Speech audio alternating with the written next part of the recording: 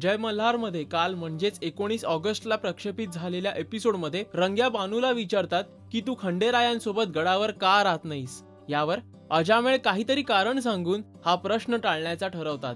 दुसरीकडे दरबारात खंडेराय प्रधानजींना इंद्रदेव आणि सच्चीदेवी जेजुरी गडावर येणार असल्याचं सांगतात। त्यावर प्रधानजी ही चिंता व्यक्त करून उत्तरतात की इंद्रदेव आणि सच्चीदेवी आपले सासू सासरे असून बानू ही त्यांची मुलगी आहे। जर त्या दोघांनी आपल्याकडे स्वर्गलोकात येण्याचा आग्रह केला तर तो आपल्याला मान्य करावा लागेल। प्रधानजीची ही बाब ऐकून खंडेराय देखील काहीसे चिंतित होतात। तिकडे जेजुरी गडावर इंद्रदेव आणि सच्चीदेवी येणार ही बातमी आम्हाला सांगितली नसल्याची आठवण प्रधानजी नारद मुनींना करून देतात। यावर नारद मुनी क्षमा याचना करतात, पण लक्ष्मी देवी माफी मागण्याचं कारण नसल्याचं नारद मुनींना सांगतात।